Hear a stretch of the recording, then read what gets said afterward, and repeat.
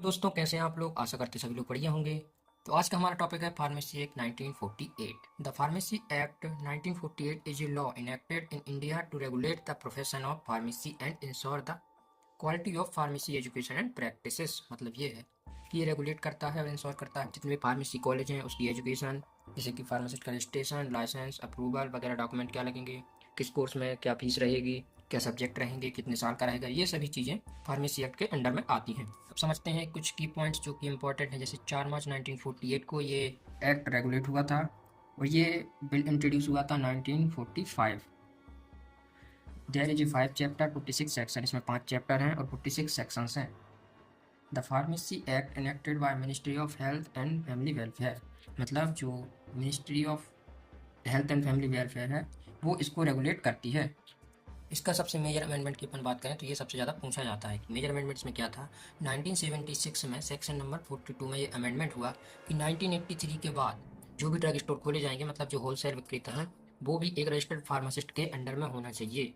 ये 1 नवंबर 1983 में लागू हो गया। जैसे चैप्टर 1 में इंट्रोडक्शन है पूरा, चैप्टर 2 में पीसीआई कैसे कंस्टिट्यूट हुआ उसके बारे में है, उसके बाद चैप्टर 3 में स्टेट पीसीआई कैसे गठन हुआ उसके बारे में है, मतलब स्टेट फार्मेसी काउंसिल, और ये होता है पीसीआई मतलब सेंट्रल फार्मेसी काउंसिल। उसके चैप्टर 4 में है रजिस्ट्रेशन ऑफ फार्मासिस्ट, मतलब कि जो फार्मासिस्ट का लाइसेंस वगैरह है उसका रजिस्ट्रेशन है वो कैसे होता है, क्या प्रोसेस है और उसमें क्या फॉर्म भरना पड़ता है, ये सब इसके अंदर आते हैं। चैप्टर 5 में मिसलेनियस आता है।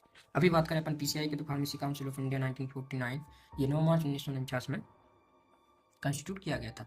मतलब ये कि जैसे अपन को आज़ादी मिली 1947 में आज़ादी मिली अपन को, उसके बाद 1948 में फार्मेसी एक्ट आया, उसके बाद 1949 में ही पीसीआई का गठन हो गया था। होते हैं सबसे पहले इलेक्टेड मेंबर, जिसमें कि 6 मेंबर होते हैं इलेक्टेड बाय द यूजीसी, मतलब यूनिवर्सिटी ग्रांट कमीशन। जो बड़ी बड़ी इंस्टीट्यूट होते हैं, कॉलेज आते हैं, फार्मेसी कॉलेज, वो इसके अंडर आते हैं। तो उनसे कुल 4 मेंबर ऐसे होते हैं जो जिनके पास डी बी फार्मा या फिर एम फार्मा होता है और जो किसी सब्जेक्ट को पढ़ा रहे होते हैं। तो 6 मेंबर में से हर मेंबर एक अलग अलग सब्जेक्ट से होता है।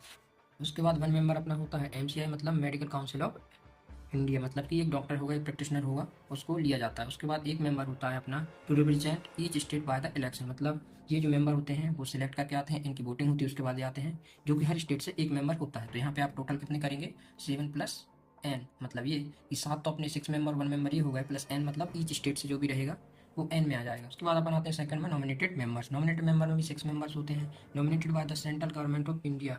जो भी 4 पर्सन होते हैं वो कम से कम उनके पास डिग्री होना चाहिए और ये सेंट्रल गवर्नमेंट इनको नॉमिनेट करती है। उसके बाद 1% क्या है अपना each of the UGC and AICT, मतलब ये है कि यूजीसी या फिर एआईसीटीई इन दो में से एक कोई एक मेंबर। उसके बाद आता है 1 registered pharmacist from each state by the state government introduced. समझ गए। तो उसमें क्या था कि हर स्टेट से एक मेंबर लेना था, लेकिन वो सिलेक्ट करके आते थे, मतलब उनका इलेक्शन होता था। वो कुछ भी हो सकते थे, नेता हो सकते थे, बड़े अधिकारी हो सकते थे, जरूरी नहीं कि वो फार्मासिस्ट हों। लेकिन जो नॉमिनेटेड मेंबर होते हैं उनमें ये पूरे फार्मासिस्ट होते हैं। जो आपके 1 रजिस्टर्ड फार्मासिस्ट हैं ये सभी फार्मासिस्ट होते हैं और एक ईच स्टेट से एक होता है। ये समझ गए। उसके बाद अपना लास्ट बचा है, फिर अपना थर्ड आता है एक्स ऑफिशियो मेंबर्स। इसमें क्या है, the drug controller of India पहला। दूसरा क्या है, the director general of medical and health sciences. Third है अपना the director central drug laboratory Kolkata. तो जो एक्स ऑफिशियो होते हैं वो किसी बड़े पद पर होते हैं, रिटायर हुए होते हैं, बड़ी बड़ी संस्थाओं से उनको लिया जाता है, जिनके पास अनुभव होता है।